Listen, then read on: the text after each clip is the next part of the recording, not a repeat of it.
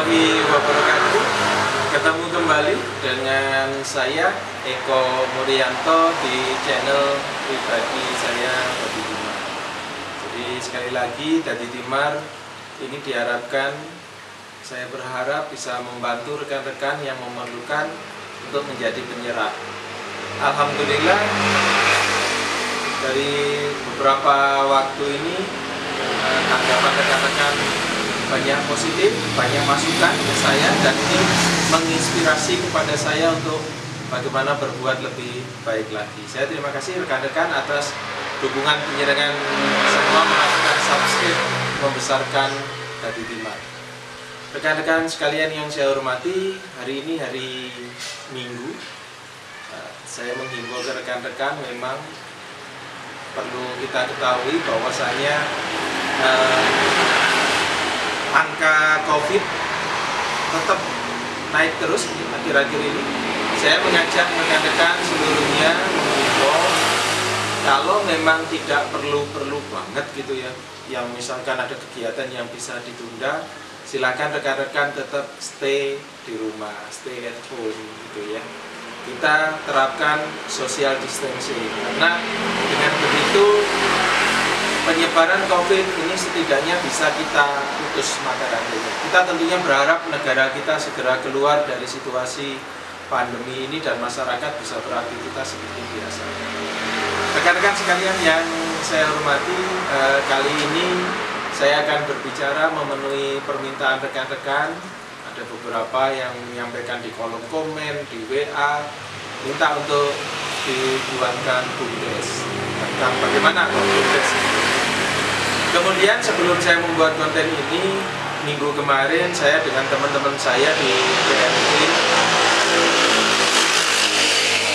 mohon maaf, suara knalpot, saya dengan teman-teman PMD melakukan observasi ke beberapa desa yang saya datangi. Memang betul, ternyata ada yang BUMDes dibentuk baru nama. Di BUMDesnya itu dibentuk baru nama, kegiatannya apa tidak ada. Ada juga bahkan beberapa desa yang belum membentuk BUMDes. Ini saya mengajak seluruhnya, baik itu pemerintah desa, kemudian masyarakat, BPD, LKD yang ada di desa, mari sama-sama kita berupaya untuk menjalankan ketentuan yang ada, bahwa sesuai dengan ketentuan yang diatur di dalam Undang-Undang Desa, kemudian di dalam PP 43 itu mengamanahkan pembentukan BUMDes. BUMDes ini dari, untuk, dan oleh masyarakat. Jadi sekali lagi BUMDes ini dibentuk dari, untuk, dan oleh masyarakat. Ini diharapkan nantinya BUMDes ini menjadi motor penggerak roda perekonomian yang ada di desa. Tetapi sampai dengan saat ini masih ada beberapa desa yang mungkin belum membentuk karena satu dan lain hal. Saya akan menyampaikan beberapa hal tahapan terkait dengan pembentukan BUMDes. Sekali lagi terima kasih atas dukungan dan kerjasamanya. Kalau memang penjenengan sependapat dengan saya, silakan subscribe, kemudian usulan-usulan penjenengan masukkan di kolom komen. Rekan-rekan sekalian yang saya hormati, jadi pembentukan BUMDes ini diawali, ya, masyarakat desa berhimpun, kemudian diawali dengan sosialisasi dulu. Sosialisasi apa? Sosialisasi rencana desa itu akan membentuk BUMDes. Jadi disosialisasikan ke masyarakat sehingga aspirasi masyarakat itu bisa ditampung.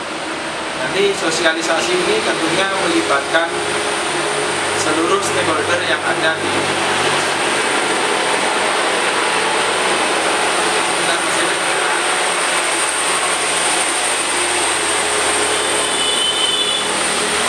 ada truk lewat karena rumahnya ditanjakan, jadi kalau nanjak agak keras suaranya. Saya lanjutkan. Jadi diawali dengan sosialisasi dulu, maksud dan tujuannya membentuk BUMDes. Kalau masyarakat desa yang datang musyawarah itu sepakat untuk membentuk BUMDes, silakan Pak Kepala Desa membentuk, setelah sosialisasi ya, membentuk tim perumusnya atau tim untuk mempercepat persiapan pendirian BUMDes. Kenapa harus ada tim? Supaya jalannya pembentukan ini tidak larut-larut, jadi fokus. Nah, tim ini nanti tugasnya, tim pendirian ini ya, dikomandani oleh kepala desa, tentunya ketuanya nanti adalah sekretaris desa. Sekretaris desa yang memandani pelaksanaannya, melibatkan BPD, LPM, RT RW, semua LKD yang ada di desa, komponen-komponennya, jangan terlalu banyak orangnya supaya bisa fokus. Setelah tim ini terbentuk, tim ini bertugas untuk menggali potensi yang ada di desa. Ini sudah waktunya nyusun RKP, mestinya produk RKP itu salah satunya adalah potensi desa. Jadi setelah potensinya dapat, nanti akan dikaji oleh tim.